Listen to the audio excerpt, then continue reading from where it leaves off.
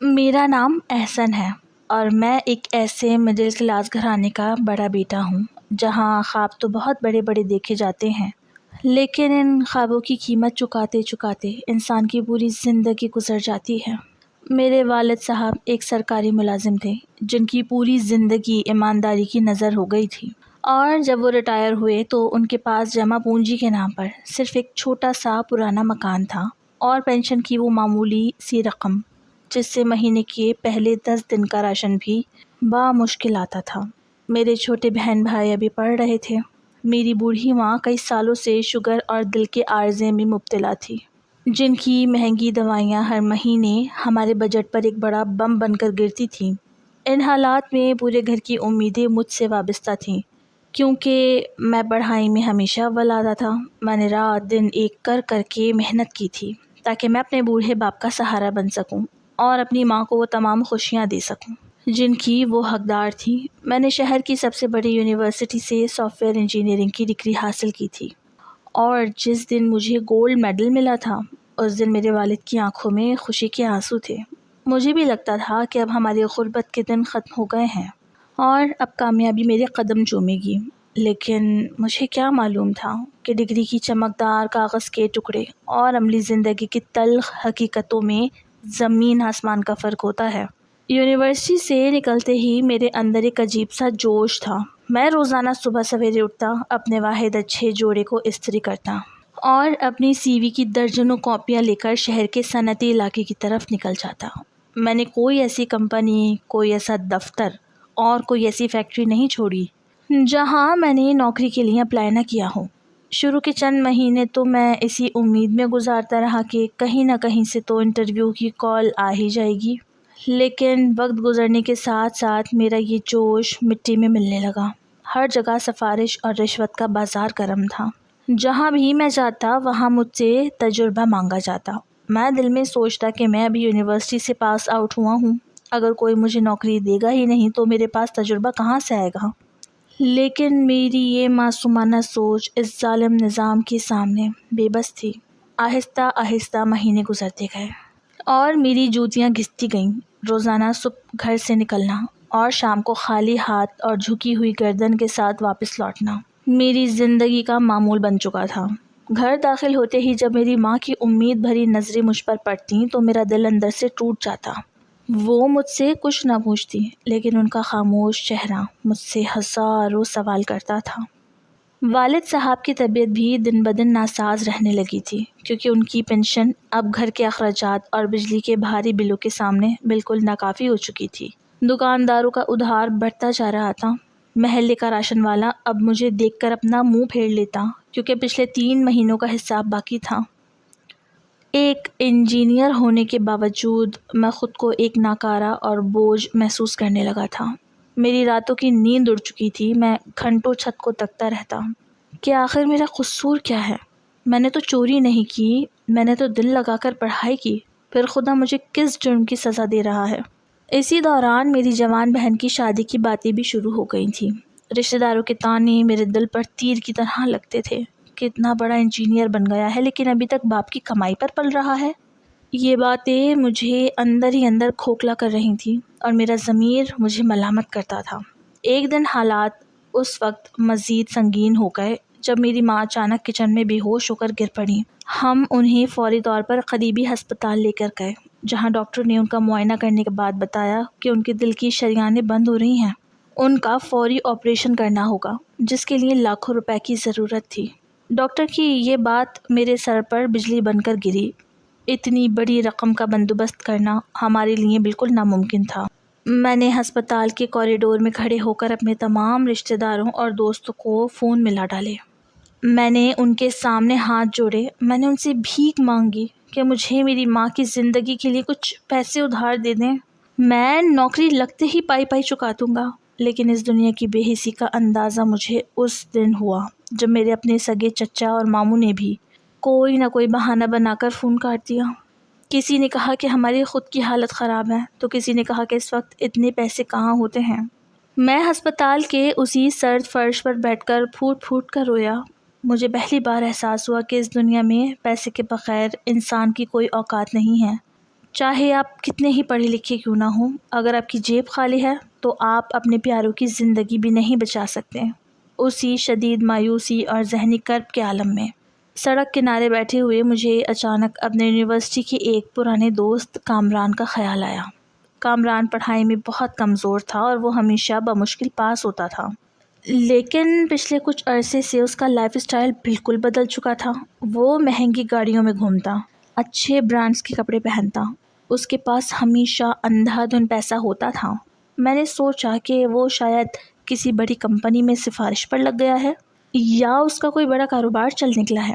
کیوں نہ میں اس سے بات کروں، شاید وہ اپنے اثر و رسوخ استعمال کر کے مجھے کہیں بھی کسی بھی عہدے پر نوکری دلوا دے تاکہ میں اپنی ماں کا آپریشن کروا سکوں۔ میں نے کانپتے ہاتھوں سے اپنا فون نکالا اور کامران کا نمبر ڈائل کیا۔ اس نے میرا فون اٹھایا تو اس کے پس منظر سے کسی مہنگے کلب یا ہوٹل کی میوزک کی آواز آ رہی تھی۔ میں نے انتہائی عاجزی سے اس سے کہا، کامران یار، میں بہت بڑی مصیبت میں ہوں۔ میری ماں ہسپتال میں زندگی اور موت کی جنگ لڑ رہی ہے۔ مجھے فوری نوکری اور کچھ پیسوں کی ضرورت ہے۔ کیا تم مجھ سے مل سکتے ہو؟ کامران نے میری بات سنی اور مجھے شہر کے ایک انتہائی پوش اور مہنگے کیفے میں ملنے کے لیے بلایا۔ جب میں وہاں پہنچا تو وہاں کا ماحول دیکھ کر ہی میری آنکھیں کھلی کی کھلی رہ گئیں۔ وہ کیفے اتنا مہنگا تھا کہ وہاں کی ایک چائے کی قیمت میرے پورے ہفتے کے راشن کے برابر تھی۔ کامران ایک کونے پر صوفے پر بیٹھا ہوا تھا۔ اس نے ایک انتہائی قیمتی سوٹ پہن رکھا تھا۔ اس کی کلائی پر چمکتی ہوئی گھڑی اس کی بدلی ہوئی قسمت کا پتہ دے رہی تھی۔ میں اپنی پرانی اور استری کے بغیر والی قمیض میں اس کے سامنے جا کر بیٹھ گیا تو مجھے خود پر بڑی شرمندگی محسوس ہو رہی تھی۔ میں نے بغیر کوئی وقت ضائع کیے اپنی تمام مجبوریاں اس کے سامنے رکھ دی۔ میں نے اسے بتایا کہ کس طرح میں مہینوں سے نوکری کے لیے بھٹک رہا ہوں، کس طرح میری ماں ہسپتال میں ہے اور ڈاکٹروں نے لاکھوں روپے مانگے ہیں۔ میں نے اس سے کہا کہ کامران، تم تو اتنے بڑے آدمی بن گئے ہو، خدا کے لیے مجھے اپنے ساتھ کسی بھی کام پر لگا لو، میں دن رات محنت کروں گا، بس مجھے میری ماں کے علاج کے لیے پیسے چاہیے۔ میری یہ باتیں سن کر کامران کے چہرے پر ایک عجیب سی پراسرار اور طنزیہ مسکراہٹ آئی۔ اس نے اپنی کافی کا مگ میز پر رکھا اور میری طرف دیکھ کر کہنے لگا، احسن، تم انجینئر ہو، تم نے کتابیں پڑھی ہیں، لیکن تم دنیا داری سے بالکل واقف نہیں ہو۔ یہ جو تمہاری ڈگریاں ہیں یہ صرف غلامی کا پروانہ ہے۔ ان نوکریوں سے تم کبھی امیر نہیں ہو سکتے اور نہ ہی اپنے گھر کے حالات بدل سکتے ہو۔ اس ملک میں سیدھے راستے سے صرف دال روٹی ملتی ہے، عزت اور پیسہ نہیں ملتا۔ میں نے حیرت سے اس کی طرف دیکھا اور پوچھا کہ پھر تم کیا کرتے ہو؟ تمہارے پاس یہ سب کہاں سے آیا ہے؟ کامران نے ایک بار پھر گہرا سانس لیا، ارد گرد کا جائزہ لیا کہ کوئی ہماری بات سن تو نہیں رہا۔ پھر وہ میری طرف جھکا اور انتہائی دھیمی آواز میں بولا، احسن، میں وہ کام کرتا ہوں جس میں محنت نام کی کوئی چیز نہیں ہے، لیکن پیسہ اتنا ہے کہ تم گنتے گنتے تھک جاؤ گے۔ اس نے مجھے بتایا کہ اس شہر کے امیر اور پوش علاقوں میں بہت سی ایسی اکیلی اور با اثر خواتین رہتی ہیں جن کے پاس دولت کی کوئی کمی نہیں ہے، لیکن وہ تنہائی کا شکار ہیں، اور وہ ہم جیسے نوجوان خوبصورت اور پڑھے لکھے لڑکوں کو صرف ان کا ساتھ دینے اور انہیں خوش رکھنے کے لیے لاکھوں روپے مہینہ دیتی ہیں۔ اس نے بغیر کسی شرمندگی کے صاف لفظوں میں مجھے بتایا کہ وہ امیر آنٹیوں کے پاس جسم فروشی کا کام کرتا ہے۔ کامران کی یہ بات سنتے ہی میرے پورے جسم میں ایک سنسنی دوڑ گئی۔ مجھے ایسا لگا جیسے کسی نے میرے منہ پر ایک زوردار تماچا مارا ہو۔ میں جھٹکے سے پیچھے ہوا اور غصے سے میری آنکھیں سرخ ہو گئیں۔ میں نے کہا کہ کامران، تم یہ کیا بکواس کر رہے ہو؟ تم اتنے گھٹیا کام میں ملوث ہو، یہ تو سراسر حرام ہے، یہ گناہ ہے۔ میں ایک شریف خاندان کا لڑکا ہوں، میرے باپ نے مجھے حلال کی روٹی کھلائی ہے، میں مر جاؤں گا لیکن ایسا گندا اور ذلیل کام کبھی نہیں کروں گا۔ کامران میری اس بات پر ناراض نہیں ہوا بلکہ وہ زور سے ہنسا اور کہنے لگا، احسن، یہ غیرت، یہ شرافت، یہ اصول صرف اس وقت اچھے لگتے ہیں جب انسان کا پیٹ بھرا ہوا ہو، جب گھر میں کھانے کو دانہ نہ ہو اور ماں ہسپتال میں دم توڑ رہی ہو تو یہ سارے اصول ہوا ہو جاتے ہیں۔ تم ابھی جذباتی ہو رہے ہو، جاؤ مارکیٹ میں دھکے کھاؤ، جب تھک جاؤ اور شرافت کا بھوت اتر جائے تو مجھے فون کر لینا۔ میں وہاں سے غصے اور صدمے کی حالت میں اٹھ کر باہر نکل آیا، لیکن اس کی باتیں میرے دماغ میں کسی ہتھوڑی کی طرح بج رہی تھیں۔ میں ہسپتال واپس پہنچا تو ڈاکٹرز نے مجھے دوبارہ بلایا اور کہا، آپ کے پاس صرف کل صبح تک کا وقت ہے. اگر آپ نے آپریشن کی فیس جمع نہ کروائی تو ہم مریض کو ڈسچارج کر دیں گے، کیونکہ ہمارے پاس اور بھی مریض لائن میں ہیں. میں دوبارہ اپنی ماں کے بیڈ کے پاس گیا. وہ آکسیجن ماسک لگائے بے ہوشی کی حالت میں پڑی تھی. ان کا کمزور چہرہ دیکھ کر میرا دل پھٹ رہا تھا. دوسری طرف والد صاحب سر جھکائے کونے میں بیٹھے رو رہے تھے. مجھے زندگی میں پہلی بار اپنی تعلیم، اپنی ڈگری اور اپنی ذہانت پر غصہ آ رہا تھا. یہ سب کس کام کا ہے جب میں اپنی ماں کی جان بھی نہیں بچا سکتا؟ اس رات میں ہسپتال کے باہر سڑک پر اکیلا گھومتا رہا اور روتا رہا. شیطان میرے دماغ پر پوری طرح حاوی ہو چکا تھا. میرے اندر کا شریف لڑکا اب ہارتا جا رہا تھا اور میری مجبوریاں جیت رہی تھیں. میں نے سوچا کہ اگر میں یہ کام نہیں کرتا تو میری ماں مر جائے گی. اگر وہ مر گئی تو میری اس شرافت کا میں کیا کروں گا؟ آخرکار ہار مان کر میں نے کانپتے ہوئے ہاتھوں سے اپنا فون نکالا اور رات کے 2 بجے کامران کا نمبر ملا دیا. میری آواز میں سسکیاں تھیں. میں نے اس سے کہا کہ کامران، میں ہار گیا. میں سب کچھ کرنے کو تیار ہوں یار، بس مجھے میری ماں کے لیے پیسے چاہیے. مجھے بتاؤ مجھے کہاں جانا ہے؟ کامران نے دوسری طرف سے اطمینان بھرے لہجے میں کہا. مجھے معلوم تھا تم یہی کرو گے. اب رونا دھونا بند کرو اور کل صبح تیار رہنا. میں تمہیں ایک ایسی جگہ کا ایڈریس بھیج دوں گا. اگلے دن صبح سویرے ہی میرے فون پر کامران کا ایک میسج آیا جس میں شہر کے ایک انتہائی مہنگے اور VIP سوسائٹی کے ایک بنگلے کا پتہ لکھا ہوا تھا. ساتھ ہی اس نے لکھا تھا کہ اچھے کپڑے پہن کر جانا اور وہاں جا کر گیٹ پر اپنا نام بتا دینا. میں نے الماری سے اپنا وہ واحد سوٹ نکالا جو میں نے انٹرویوز کے لیے رکھا ہوا تھا. اسے استری کیا. جب میں آئینے کے سامنے کھڑا ہوا تو مجھے اپنے ہی عکس سے گھن آ رہی تھی. مجھے لگ رہا تھا کہ میں آئینے میں خود کو نہیں بلکہ کسی مجرم کو دیکھ رہا ہوں. لیکن ہسپتال کا پس منظر یاد آتے ہی میں نے اپنے دل کو پتھر کر لیا اور اس نامعلوم دلدل کی طرف قدم بڑھا دیے. جب میں اس ایڈریس پر پہنچا تو وہ ایک بہت ہی بڑا اور عالیشان محل نما بنگلہ تھا جس کے چاروں طرف اونچی دیواریں تھیں اور بڑے بڑے سیکیورٹی گارڈز جدید ہتھیار لیے کھڑے تھے. میں نے دھڑکتے دل کے ساتھ گیٹ پر موجود گارڈ کو اپنا نام بتایا. اس نے مجھے سر سے پاؤں تک دیکھا اور پھر اپنے واکی ٹاکی پر اندر کسی سے بات کی اور گیٹ کھول کر مجھے اندر جانے کا اشارہ کیا. جیسے ہی میں بنگلے کے اندر داخل ہوا وہاں کا ماحول دیکھ کر میری عقل دنگ رہ گئی. وہاں ہر طرف عیاشی اور دولت کی ایسی نمائش تھی جو میں نے صرف فلموں میں دیکھی تھی. خوبصورت باغیچے، مہنگی ترین گاڑیاں اور ایک عجیب سی پراسرار خاموشی جو مجھے اندر ہی اندر ڈرا رہی تھی. ایک ملازم مجھے بڑے ہال میں لے گیا اور مجھے صوفے پر بیٹھنے کا کہا. میں وہاں بیٹھ گیا لیکن میرا پورا جسم خوف اور گھبراہٹ سے کانپ رہا تھا.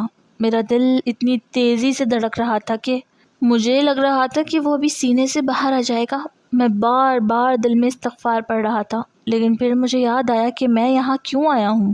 تھوڑی ہی دیر میں سیڑھیوں سے ایک خاتون نیچے اترتی ہوئی دکھائی دی.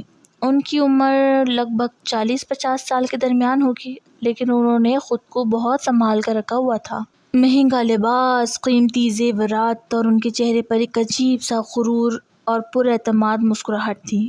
وہ آ کر میرے سامنے والے صوفے پر بیٹھ گئی اور اپنی گہری اور تیز نظروں سے مجھے دیکھنے لگی جیسے وہ کسی بازار میں کھڑی ہو کر کسی سامان کا معائنہ کر رہی ہوں. ان کی نظروں میں ایک ایسی سرد مہری تھی جس نے مجھے اندر تک کپکپا دیا. انہوں نے مجھ سے میرا نام پوچھا اور میری تعلیم کے بارے میں سوال کیا. جب میں نے بتایا کہ میں ایک انجینئر ہوں اور میں نے گولڈ میڈل لیا ہے تو ان کے چہرے پر ایک چمک سی آ گئی. انہوں نے اپنے ہونٹوں پر ایک پراسرار مسکراہٹ لاتے ہوئے کہا کہ مجھے ایسے ہی پڑھے لکھے اور سمجھدار لڑکوں کی تلاش ہوتی ہے جن کا دماغ تیز چلتا ہو. پھر انہوں نے مجھے اپنے کام کے اصول بتائے. انہوں نے کہا کہ یہاں کام کرنے کا پہلا اصول یہ ہے کہ تم یہاں جو کچھ دیکھو گے یا سنو گے وہ اس بنگلے کی دیواروں سے باہر نہیں جانا چاہیے. دوسرا اصول یہ ہے کہ جو تمہیں کہا جائے گا تمہیں بغیر کوئی سوال کیے وہ کرنا ہوگا. اگر تم ان اصولوں پر چلو گے تو تمہیں اتنا پیسہ ملے گا کہ تم نے کبھی خواب میں بھی نہیں سوچا ہوگا. انہوں نے اسی وقت میز پر ایک بڑا اور بھاری لفافہ رکھا. جب میں نے اسے کھول کر دیکھا تو وہ 5,000 5,000 کے نوٹوں کی گڈیوں سے بھرا ہوا تھا. اتنی بڑی رقم میں نے زندگی میں پہلی بار دیکھی تھی. انہوں نے کہا کہ یہ تمہارا ایڈوانس ہے. اب جاؤ اور اپنی ماں کا علاج کرواؤ. تمہارا کام آج رات سے شروع ہوگا. میں وہ لفافہ لے کر پاگلوں کی طرح ہسپتال بھاگا۔ میں نے وہاں جا کر فیس جمع کروائی۔ ڈاکٹرز نے فوری طور پر آپریشن کی تیاری شروع کر دی۔ میری ماں کا آپریشن کامیاب ہو گیا تھا۔ ڈاکٹر نے بتایا کہ اب وہ خطرے سے باہر ہیں۔ یہ سن کر میرے والد کے چہرے پر سکون آ گیا اور میری بہن بھی خوش تھی، لیکن اس سب کے باوجود میں اندر سے مر چکا تھا۔ میں نے اپنی ماں کی زندگی تو بچا لی، لیکن اس کے لیے میں نے اپنے ضمیر کا سودا کر دیا۔ شام ڈھلتے ہی میری گھبراہٹ دوبارہ بڑھنے لگی، کیونکہ رات کے 9 بجے مجھے دوبارہ اسی بنگلے پر پہنچنا تھا۔ میں نے ہسپتال میں سب کو الوداع کہا اور جھوٹ بولا کہ مجھے ایک کمپنی سے نوکری کی کال آئی ہے اور مجھے رات کی شفٹ میں جانا ہے۔ وہاں سے نکل کر میں ایک بار پھر اسی سیاہ راستے پر چل پڑا، جہاں عیاشی تو تھی لیکن سکون کا نام و نشان نہیں تھا۔ جب میں رات کو دوبارہ اس بنگلے پر پہنچا تو وہاں کا ماحول دن کی نسبت بالکل بدل چکا تھا۔ دن کی وہ خاموشی اب مدھم میوزک اور رنگ برنگی روشنیوں میں بدل چکی تھی۔ بنگلے کے اندر کئی اور مرد اور خواتین بھی موجود تھے، جو دیکھنے میں بہت اونچے اور امیر طبقے کے لگ رہے تھے۔ وہاں شراب اور شباب کا محفل عروج پر تھی۔ اسی خاتون نے اشارہ کر کے اپنے پاس مجھے بلایا اور ایک چابی میرے ہاتھ میں تھماتے ہوئے اوپر کی منزل پر موجود ایک کمرے کی طرف جانے کو کہا۔ میں چابی لے کر سیڑھیاں چڑھنے لگا۔ میرے قدم من بھر کے ہو رہے تھے۔ مجھے ایسا لگ رہا تھا جیسے میں اپنے ہاتھوں سے اپنی قبر کھودنے جا رہا ہوں۔ میں نے کمرے کے دروازے پر پہنچ کر تالا کھولا اور جیسے ہی میں اندر داخل ہوا، وہاں کا منظر دیکھ کر میرے ہوش اڑ گئے۔ کمرے کے اندر صرف ایک مدھم سی سرخ لائٹ جل رہی تھی اور وہاں کا فرنیچر کسی عام کمرے جیسا نہیں تھا، بلکہ وہاں بڑے بڑے اسکرینز لگی ہوئی تھی جن پر پورے بنگلے کی مختلف CCTV کیمروں کی لائیو فوٹیج چل رہی تھی۔ مجھے یہ دیکھ کر شدید حیرت ہوئی کہ ایک جسم فروشی کے اڈے پر اتنی سیکیورٹی کیمرے اور مانیٹرنگ سسٹم کیوں ہے؟ میں ابھی یہ سب دیکھ ہی رہا تھا کہ اچانک کمرے کا بھاری دروازہ خود بخود بند ہو گیا اور اس کے لاک ہونے کی آواز آئی۔ میں نے گھبرا کر پیچھے دیکھا تو وہاں کوئی نہیں تھا، لیکن دیوار پر لگے خفیہ اسپیکر سے اسی خاتون کی آواز گونجی کہ احسن، تم ایک انجینئر ہو، اسی لیے میں نے تمہیں اس کمرے میں بھیجا ہے۔ یہاں تمہارا کام صرف کسی عورت کو خوش کرنا نہیں ہے، بلکہ تمہیں ہمارے اس خفیہ سسٹم کو سنبھالنا ہے۔ اب سامنے رکھی ہوئی الماری کو کھولو۔ میں نے لرزتے ہاتھوں سے اس الماری کو کھولا تو اندر کا منظر دیکھ کر میرے جسم میں ایک سنسنی دوڑ گئی۔ وہاں کوئی کپڑے یا عیش و عشرت کا سامان نہیں تھا، بلکہ کئی جدید لیپ ٹاپ، ہیکنگ ڈیوائسز اور کچھ ایسی خفیہ فائلیں رکھی ہوئی تھی جن پر شہر کے بڑے بڑے سیاستدانوں، ججز، پولیس افسران اور بزنس مینز کے نام لکھے ہوئے تھے۔ مجھے فوری طور پر اندازہ ہو گیا کہ یہ کوئی عام جسم فروشی کا اڈا نہیں ہے، بلکہ یہ ایک بہت بڑا بلیک میلنگ اور جاسوسی کا بین الاقوامی نیٹ ورک ہے، جہاں امیر اور بااثر لوگوں کو لڑکیوں اور لڑکوں کے ذریعے یہاں بلا کر پھنسایا جاتا ہے۔ ان کی خفیہ اور اعتراض بردار ویڈیوز بنائی جاتی ہیں اور پھر انہیں بلیک میل کر کے اربوں روپے بٹورے جاتے ہیں یا ان سے اپنی مرضی کے فیصلے کروائے جاتے ہیں۔ میں اب اس خطرناک کھیل کا ایک مہرہ بن چکا تھا جہاں سے واپسی کا کوئی راستہ نہیں تھا، کیونکہ میں ان کا یہ راز جان چکا تھا۔ میں اسی صدمے میں کھڑا تھا کہ اچانک ایک اسکرین پر VIP گاڑی بنگلے میں داخل ہوتی ہوئی دکھائی دی۔ اس گاڑی سے جو شخص اترا اسے دیکھ کر میرے پاؤں تلے سے زمین نگل گئی۔ وہ اور کوئی نہیں بلکہ اسی یونیورسٹی کا پروفیسر تھا جس نے مجھے ڈگری دی تھی اور جو ہمیں کلاس میں ہمیشہ اخلاقیات، ایمانداری کے بڑے بڑے لیکچر دیا کرتا تھا۔ وہ بھی اسی گندے کھیل کا ایک باقاعدہ گاہک تھا۔ مجھے سمجھ آ گئی کہ میں ایک ایسے چکرویو میں پھنس چکا ہوں جہاں قدم قدم پر راز، بلیک میلنگ اور موت چھپی ہوئی ہے۔ اگر میں نے یہاں سے بھاگنے کی کوشش کی تو یہ لوگ مجھے اور میرے خاندان کو زندہ نہیں چھوڑیں گے۔ میں نے اپنے سر کو دونوں ہاتھوں میں جکڑ لیا اور روتے ہوئے سوچنے لگا کہ یا خدا، میں اپنی ماں کی جان بچانے کے لیے کس جہنم میں آ گیا ہوں جہاں اب میری جان اور ایمان دونوں داؤ پر لگ گئے ہیں۔ میں اسی صدمے کی حالت میں اس سرخ کمرے کے ٹھنڈے فرش پر بیٹھ گیا اور میری آنکھوں سے آنسو بہنے لگے۔ مجھے لگ رہا تھا کہ میں نے اپنی ماں کی زندگی خریدنے کے لیے اپنے پورے وجود کو دوزخ کی آگ میں جھونک دیا ہے۔ وہ چمکتی ہوئی اسکرینیں میرے سامنے لہراتی ہوئی محسوس ہو رہی تھی۔ ان میں نظر آنے والے چہرے مجھے کسی بھوت کی طرح ڈرا رہے تھے۔ میں اپنے سر کو دونوں ہاتھوں میں جکڑے ہوئے سوچ رہا تھا کہ آخر میں نے اپنی زندگی کے ساتھ یہ کیا کر دیا ہے۔ ایک گولڈ میڈلسٹ انجینئر جس کے خواب ملک کی خدمت کرنا تھے، وہ آج ایک ایسے اڈے پر بیٹھ کر مجرموں کی طرح دوسروں کی زندگیاں برباد کرنے کا سامان تیار کر رہا تھا۔ میرا ضمیر اندر سے چیخ چیخ کر مجھے ملامت کر رہا تھا کہ احسن، تم نے حلال اور حرام کا فرق کیوں مٹا دیا؟ کیا ماں کی زندگی بچانے کا یہی ایک راستہ تھا؟ لیکن دوسری طرف میرا دماغ مجھے یہ تسلی دے رہا تھا کہ اگر تم یہ نہ کرتے تو تمہاری ماں ہسپتال کے سرد فرش پر دم توڑ چکی ہوتی، تم زندگی بھر خود کو معاف نہ کر پاتے۔ ابھی میں ایسی شدید ذہنی کشمکش اور عذاب سے گزر رہا تھا کہ اچانک کمرے کا بھاری لوہے کا دروازہ ایک زوردار جھٹکے سے کھلا اور وہی خاتون یعنی میڈم ثریا اندر داخل ہوئیں۔ ان کے چہرے پر اب وہ دن والی نرم مسکراہٹ نہیں تھی بلکہ ایک خوفناک سفاکیت اور غرور تھا۔ ان کے ہاتھ میں ایک بالکل نیا اور مہنگا لیپ ٹاپ تھا۔ انہوں نے وہ لیپ ٹاپ میرے سامنے رکھی ہوئی شیشے کی میز پر زور سے پٹخا اور میری طرف دیکھ کر انتہائی سرد اور کھردرے لہجے میں بولی، احسن، اب یہ رونے دھونے اور معصوم بننے کا وقت بالکل ختم ہو چکا ہے۔ تم نے ہم سے لاکھوں روپے نقد لیے ہیں۔ اس وقت تمہاری ماں کا آپریشن اسی پیسے سے ہو رہا ہے، اسی لیے اب تمہیں اس پیسے کی قیمت چکانی ہوگی۔ تم یہاں کوئی شرافت کا مظاہرہ کرنے نہیں آئے ہو، بلکہ اب تم میرے اس نیٹ ورک کا حصہ ہو۔ تمہارا پہلا ٹاسک یہ ہے کہ اس لیپ ٹاپ کے ذریعے اس پروفیسر کے فون کا سارا ڈیٹا ہیک کرو جو ابھی نیچے ہال میں موجود ہے۔ ہمیں اس کی کچھ ایسی خاندانی معلومات، اس کے خفیہ بینک اکاؤنٹس کی تفصیلات اور اس کے نجی پیغامات چاہیے جس کے ذریعے ہم اسے اپنے اگلے بڑے مقصد کے لیے بلیک میل کر سکیں اور اس سے یونیورسٹی کی زمین کے کاغذات پر دستخط کروا سکیں۔ میں نے کانپتے ہوئے ہاتھوں سے اس لیپ ٹاپ کو چھوا تو مجھے ایسا لگا جیسے میں کسی جلتے ہوئے کوئلے کو ہاتھ لگا رہا ہوں۔ میرا دل چاہ رہا تھا کہ میں اسی وقت اس کھڑکی سے باہر کود کر اپنی جان دے دوں، لیکن میرے سامنے میری تڑپتی ہوئی ماں اور بے بس باپ کا چہرہ آ جاتا تھا۔ میرے پاس پیچھے ہٹنے کا اب کوئی راستہ نہیں بچا تھا۔ میں نے اپنی انجینئرنگ کی مہارت اور کمپیوٹر نالج کا استعمال کرتے ہوئے اس جدید ہیکنگ سافٹ ویئر کو سمجھنا شروع کیا جو میڈم ثریا کے پاس پہلے سے موجود تھا۔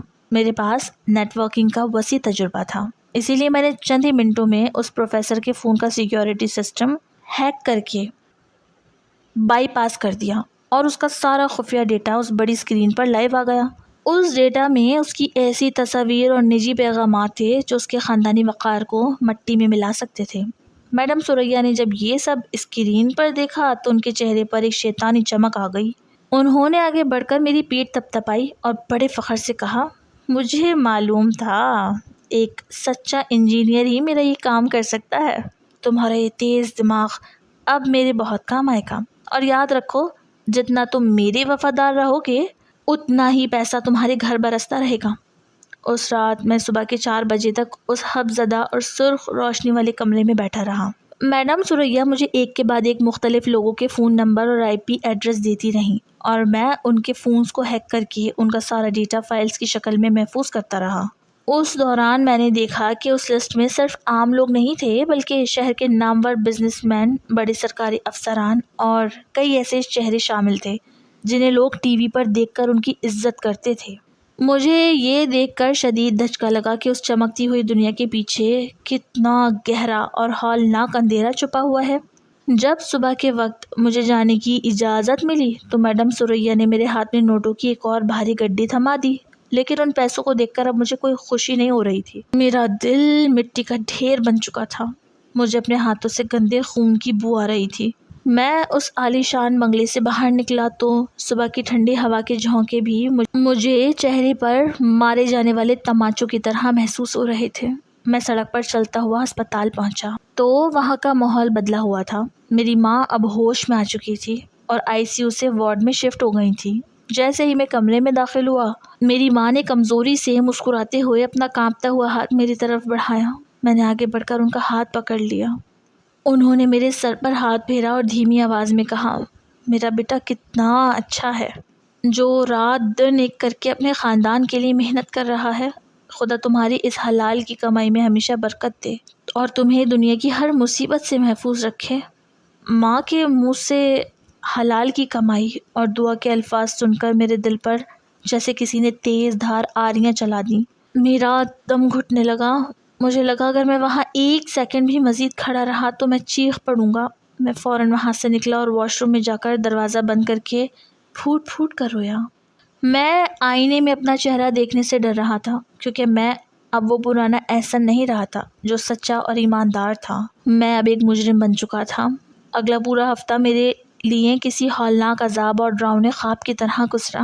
میں دن بھر ہسپتال اور گھر کے چکر لگاتا، گھر والوں کے سامنے جھوٹی مسکراہٹ سجاتا. جیسے ہی رات کے 9 بجتے میں اس چمکتی ہوئی دوزخ میں پہنچ جاتا جہاں میرا کام اب صرف سسٹم سنبھالنا نہیں تھا بلکہ میں اب اس پورے بلیک میلنگ نیٹ ورک کا سب سے اہم تکنیکی مہرہ بن چکا تھا.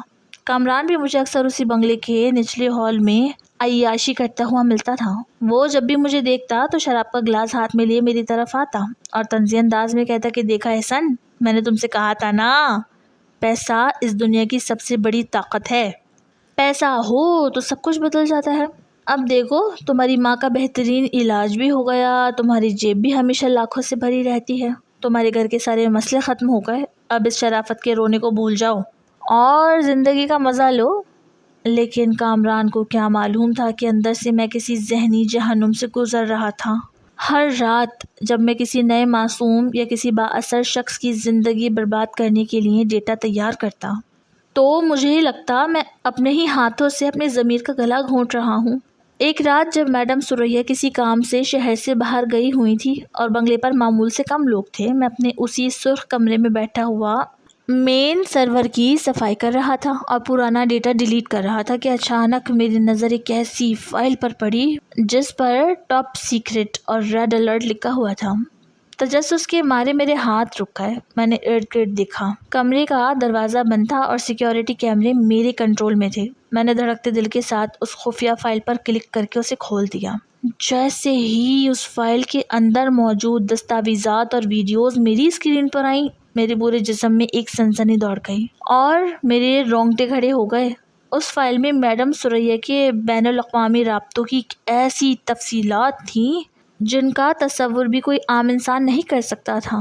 وہ عورت صرف اس شہر کے امیر لوگوں کو بلیک میل نہیں کر رہی تھی بلکہ وہ اس ملک کے اہم ترین دفاعی راز، ایٹمی پلانٹس کی سیکیورٹی کی تفصیلات اور حساس اداروں کے افسران کی خفیہ ویڈیوز دوسرے ممالک کے جاسوسوں کو اربوں روپے کے عوض بیچ رہی تھی. یہ صرف ایک جسم فروشی یا بلیک میلنگ کا معمولی اڈا نہیں تھا بلکہ یہ ملک کی جڑوں کو کھوکھلا کرنے والا ایک بہت بڑا غداری اور جاسوسی کا بین الاقوامی مرکز تھا جہاں ملک کی سلامتی اور غیرت کا سودا روزانہ کی بنیاد پر کیا جا رہا تھا. یہ ہولناک حقیقت دیکھ کر میرے اندر کا سویا ہوا محب وطن اور ایک سچے پاکستانی کا خون جوش مارنے لگا. میں نے سوچا کہ میں ایک مجبور بیٹا ضرور ہوں، میں نے حالات کے سامنے گھٹنے ٹیک کر گناہ ضرور کیا ہے، لیکن میں اپنے وطن کا غدار کبھی نہیں بن سکتا.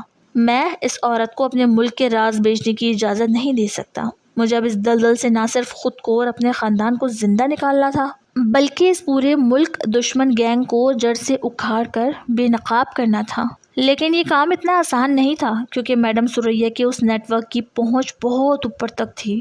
پولیس کے بڑے بڑے آئی جیز، وزیر اور با اثر ترین بیوروکریٹس ان کے اس بنگلے پر باقاعدگی سے آتے تھے.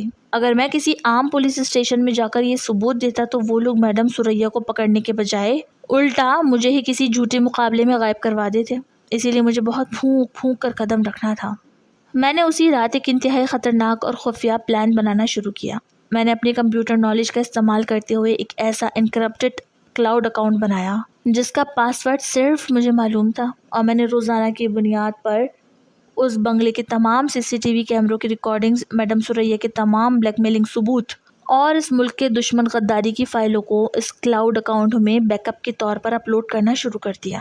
میں روزانہ تھوڑا تھوڑا ڈیٹا چوری کرتا تاکہ میڈم سریا کے سیکیورٹی سسٹم کو مجھ پر کوئی شک نہ ہو پائے. یہ کام کسی موت کے کنویں میں موٹر سائیکل چلانے جیسا تھا کیونکہ اگر میڈم سریا کو ایک سیکنڈ کے لیے بھی یہ شک ہو جاتا کہ میں ان کا ڈیٹا چوری کر رہا ہوں تو وہ مجھے اسی وقت گولی مروا کر میری لاش کسی گندے نالے میں بھگوا دیتی. لیکن میں نے اپنی جان ہتھیلی پر رکھ کر یہ سلسلہ جاری رکھا. اسی دوران ایک رات بنگلے پر ایک بہت ہی بڑی اور VIP پارٹی کا اہتمام کیا گیا جہاں ملک بھر سے بڑے بڑے تاجر اور کچھ غیر ملکی وفود بھی آئے ہوئے تھے. میڈم سریا نے مجھے شام کو ہی بلا کر سخت ہدایت کی تھی کہ احسن، آج رات کا سسٹم بہت زیادہ الرٹ ہونا چاہیے کیونکہ آج رات ایک بہت بڑی ڈیل ہونے جا رہی ہے جس سے ہمیں اربوں کا فائدہ ہوگا. تم نے ہر کیمرے اور ہر سرور پر گہری نظر رکھنی ہے۔ میں نے سر ہلا دیا اور اپنے کمرے میں آ کر بیٹھ گیا۔ رات کے 12 بجے جب نیچے محفل اپنے عروج پر تھی اور ہر طرف شراب اور میوزک کا شور تھا، میں اپنی اسکرینز کو غور سے دیکھ رہا تھا کہ اچانک مجھے مین گیٹ کے باہر لگی اسکرین پر کچھ مشکوک ہلچل نظر آئی۔ سوسائٹی کی لائٹ اچانک بند ہو گئی اور 3 کالی بڑی گاڑیاں بغیر لائٹ جلائے بنگلے کے مین گیٹ کے سامنے آ کر رکی۔ ان گاڑیوں سے درجنوں نقاب پوش مسلح افراد باہر نکلے جن کے ہاتھوں میں جدید ترین آٹومیٹک ہتھیار تھے۔ بنگلے کے سیکیورٹی گارڈ نے انہیں روکنے کی کوشش کی، لیکن ان نقاب پوشوں نے بغیر کوئی بات کیے اندھا دھند فائرنگ شروع کر دی۔ سیکیورٹی گارڈ سیکنڈوں میں خون میں لت پت ہو کر گر پڑے اور وہ نقاب پوش بنگلے کا بڑا لوہے کا گیٹ توڑ کر اندر داخل ہو گئے۔ مجھے یہ دیکھ کر فوری طور پر اندازہ ہو گیا کہ یہ کوئی پولیس یا قانون نافذ کرنے والے اداروں کا چھاپا نہیں ہے، بلکہ یہ میڈم ثریا کے اپنے ہی کسی کاروباری پارٹنر یا کسی دشمن گینگ کا حملہ ہے، جو اس پورے بنگلے کا کنٹرول حاصل کرنے اور ان خفیہ فائلوں کو چھیننے کے لیے کیا گیا ہے۔ بنگلے کے اندر اچانک گولیوں کی تڑتڑاہٹ گونجنے لگی اور ہر طرف چیخ و پکار مچ گئی۔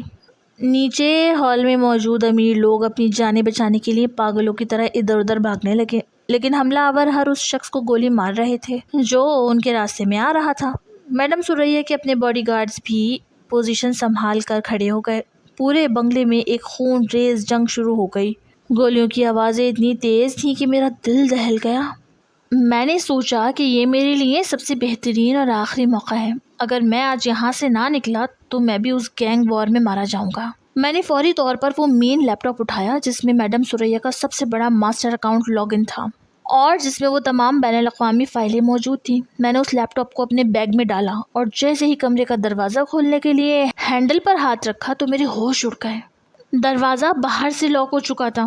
شاید میڈم ثریا کے آدمیوں نے سیکیورٹی کے پیش نظر تمام بالائی کمروں کو خودکار نظام کے تحت لاک کر دیا تھا۔ گولیوں کی آوازیں اب سیڑھیوں سے ہوتی ہوئی اوپر کی منزل کی طرف بڑھ رہی تھی اور مجھے صاف لگ رہا تھا کہ موت میرے بہت قریب پہنچ چکی ہے۔ حملہ آور اوپر آنے والے ہر کمرے کے دروازے کو گولیوں سے اڑا رہے تھے۔ میں نے کمرے کے اندر چاروں طرف دیکھا۔ بھاگنے کا کوئی راستہ نہیں تھا سوائے اس بڑی شیشے کی کھڑکی کے جو نیچے باغیچے کی طرف کھلتی تھی، لیکن وہ کھڑکی زمین سے تقریباً 20 فٹ اونچی تھی اور نیچے کودنے کا مطلب اپنے ہاتھ پاؤں توڑوانا۔ لیکن اس وقت میرے پاس کوئی دوسرا چارہ نہیں تھا۔ موت پیچھے کھڑی تھی، دروازہ کھٹکھٹا رہی تھی۔ میں نے اپنے بیگ کو مضبوطی سے اپنے کندھے پر کس لیا اور کمرے میں پڑے ایک بھاری لوہے کے اسٹینڈ کو اٹھا کر پوری طاقت سے کھڑکی کے شیشے پر مارا۔ شیشہ ایک زوردار دھماکے سے ٹوٹ کر نیچے گرا۔ میں نے ایک گہرا سانس لیا، خدا کا نام لیا اور کھڑکی سے باہر کی طرف چھلانگ لگا دی۔ میری قسمت بہت اچھی تھی کہ میں نے سیدھا نیچے موجود ایک گھنے اور سایہ دار درخت کے مضبوط شاخوں کے بیچ میں گرا۔ درخت کی شاخیں ٹوٹنے سے میرا نیچے گرنے کا دباؤ کم ہو گیا، لیکن پھر بھی میں توازن برقرار نہ رکھ سکا اور اچھل کر سیدھا پکے فرش پر جا گرا۔ فرش پر گرتے ہی میری دائیں پیر اور کندھے میں ایک شدید اور جان لیوا درد اٹھا۔ مجھے لگا کہ میری ہڈی ٹوٹ چکی ہے۔ میری آنکھوں کے سامنے اندھیرا چھانے لگا، لیکن میں نے اپنی ماں کا چہرہ یاد کیا۔ اگر میں آج یہاں پکڑا گیا تو میرا پورا خاندان برباد ہو جائے گا۔ میں نے اپنی تمام تر ہمت جمع کی، درد کی ایک تیز چیخ کو اپنے اندر ہی دبا لیا اور گھسیٹتے ہوئے اٹھ کھڑا ہوا۔ بنگلے کے اندر سے ابھی بھی بم دھماکوں اور گولیوں کی ہولناک آوازیں آ رہی تھیں اور پورا بنگلہ دھوئیں کے بادلوں میں چھپ چکا تھا۔ میں لنگڑاتا ہوا پاگلوں کی طرح بنگلے کی پچھلی طرف بھاگا جہاں ایک چھوٹی دیوار تھی۔ میں نے اپنے بیگ کو دیوار کے باہر پھینکا اور خود کو گھسیٹتے ہوئے بڑی مشکل سے اس اونچی دیوار کے اوپر چڑھایا اور دوسری طرف لٹک کر نیچے سڑک پر کود گیا۔ خوش قسمتی سے وہ سوسائٹی کی ایک پچھلی اور سنسان گلی تھی جہاں اس وقت کوئی موجود نہیں تھا۔ میں نے زمین سے اپنا بیگ اٹھایا، اسے سینے سے لگا کر اندھیری سڑک پر پاگلوں کی طرح دوڑنا شروع کر دیا۔ میرے پیچھے ابھی بھی اس چمکتے ہوئے محل سے آگ کے شعلے اور دھوئیں کے بادل اٹھتے ہوئے دیکھے جا سکتے تھے۔ میں بغیر پیچھے مڑے بس بھاگتا رہا یہاں تک کہ میرے پھیپھڑے جواب دینے لگے اور میرا سانس بالکل اکھڑ گیا۔ میں بھاگتا ہوا اس پوش علاقے سے باہر نکل آیا، ایک سنسان اور ویران مارکیٹ کے بند دکانوں کے کونے میں جا کر بیٹھ گیا۔ رات کا پچھلا پہر تھا، ہر طرف ہو کا عالم تھا۔ میرا پورا جسم مٹی اور خون سے لت پت تھا اور پیر کا درد اب ناقابل برداشت ہوتا جا رہا تھا۔ میں نے کانپتے ہوئے ہاتھوں سے اپنا بیگ کھولا، اس میں سے وہ لیپ ٹاپ نکالا۔ میں نے اسے آن کر کے دیکھا تو وہ بالکل صحیح کام کر رہا تھا۔ اب میرے پاس اس ملک کے سب سے بڑے اور خطرناک نیٹ ورک کی وہ چابی تھی جو اس پورے نظام کو ہلا کر رکھ سکتی تھی۔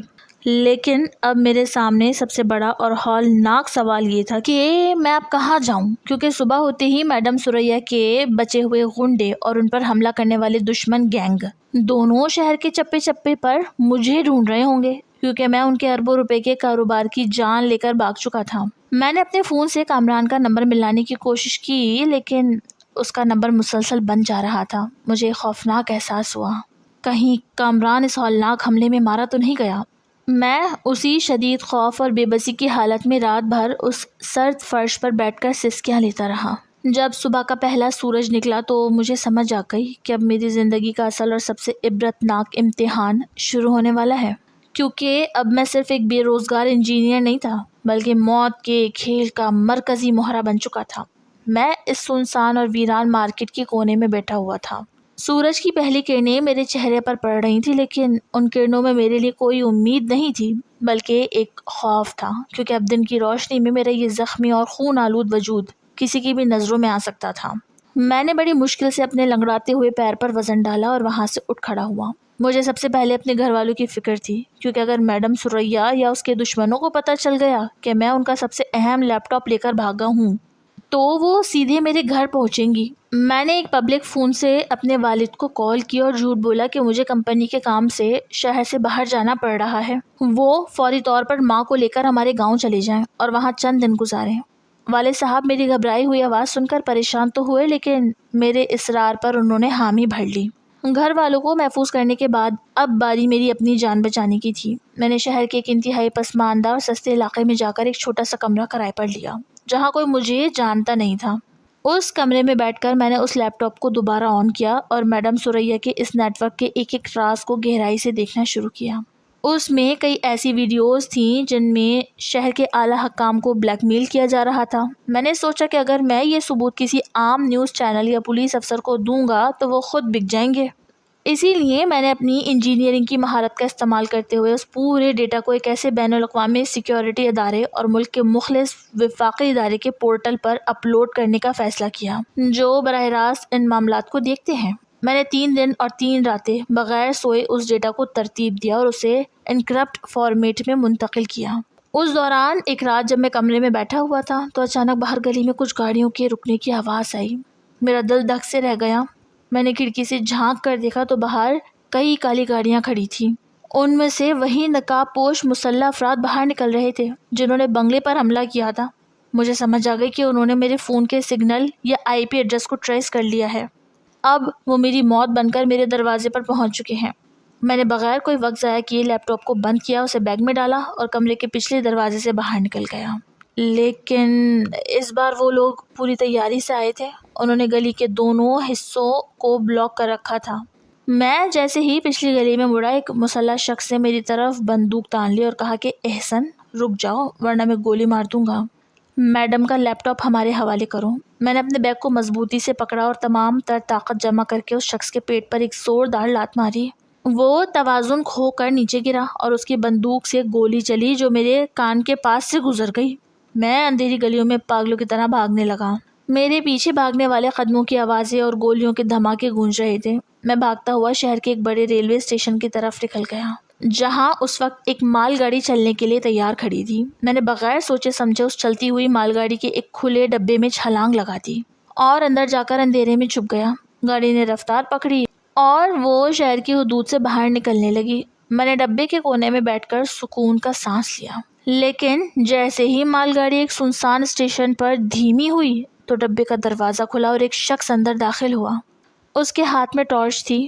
جب اس نے ٹارچ کی روشنی میرے چہرے پر ماری تو میں حیران رہ گیا۔ وہ کوئی اور نہیں بلکہ میرا وہی دوست کامران تھا جس نے مجھے اس دلدل میں اتارا تھا۔ کامران کے چہرے پر اب وہ پرانی دوستی نہیں تھی بلکہ ایک مکارانہ مسکراہٹ تھی۔ اس نے اپنی جیب سے ایک پسٹل نکالا اور میری طرف تانتے ہوئے کہا کہ احسن تم نے کیا سوچا تھا کہ تم میڈم ثریا کا سب سے قیمتی ڈیٹا لے کر بھاگ جاؤ گے اور کسی کو پتہ نہیں چلے گا؟ اصل میں اس بنگلے پر حملہ میں نے کروایا تھا کیونکہ میں میڈم کا سارا کاروبار خود سنبھالنا چاہتا تھا، لیکن تم بیچ میں سے وہ لیپ ٹاپ لے کر غائب ہو گئے۔ اب شرافت سے یہ بیگ میرے حوالے کرو ورنہ میں تمہیں یہیں گولی مار کر اس چلتی ٹرین سے نیچے پھینک دوں گا۔ کامران کی یہ غداری دیکھ کر میرے پیروں تلے سے زمین نکل گئی۔ میں نے کہا کہ کامران، تم اتنے بڑے غدار نکلے، تم نے مجھے دوست کہہ کر جہنم میں دھکیلا اور اب تم اپنے ہی ملک کے راز بیچنا چاہتے ہو۔ کامران ہنسا اور کہنے لگا، اس دنیا میں کوئی کسی کا دوست نہیں ہوتا، یہاں صرف پیسے کا کھیل ہے۔ اب بولو، یہ بیگ دیتے ہو یا میں تمہارا بھیجا اڑا دوں؟ میں نے دیکھا کہ ٹرین اب ایک بڑے پل سے گزر رہی تھی جس کے نیچے ایک گہری اور تیز بہتی ہوئی ندی تھی۔ میں نے اپنی ضمیر اور اپنے وطن کی خاطر ایک آخری فیصلہ کیا۔ میں نے بیگ کو اپنے ہاتھ میں لیا اور کامران سے کہا کہ کامران، تم مجھے مار سکتے ہو لیکن اس ملک کے رازوں کو کبھی نہیں بیچ سکتے۔ میں نے پوری طاقت سے وہ بیگ اس چلتی ٹرین سے نیچے اس گہری ندی میں پھینک دیا۔ بیگ کو ندی میں گرتا دیکھ کر کامران غصے سے پاگل ہو گیا۔ اس نے چلا کر مجھ پر گولی چلا دی۔ گولی سیدھی میری دائیں سائڈ پر لگی اور میں درد کی ایک تیز چیخ کے ساتھ ٹرین کے دروازے سے باہر اس گہری اور ٹھنڈی ندی میں جا گرا۔ ندی کا تیز بہاؤ مجھے اپنے ساتھ بہا کر لے گیا اور میں بے ہوش ہو گیا۔ جب میری آنکھ کھلی تو میں ایک ہسپتال کے بیڈ پر تھا اور میرے چاروں طرف سیکیورٹی اداروں کے کچھ اعلیٰ افسران کھڑے تھے۔ مجھے لگا کہ شاید میں اب جیل جا رہا ہوں، لیکن ایک افسر نے آگے بڑھ کر میرے سر پر ہاتھ رکھا اور مسکراتے ہوئے کہا کہ احسن، تمہیں ہوش آ گیا، تم نے ایک بہت بڑا کارنامہ انجام دیا ہے۔ میں نے حیرت سے پوچھا کہ وہ لیپ ٹاپ اور ڈیٹا تو ندی میں گر گیا تھا۔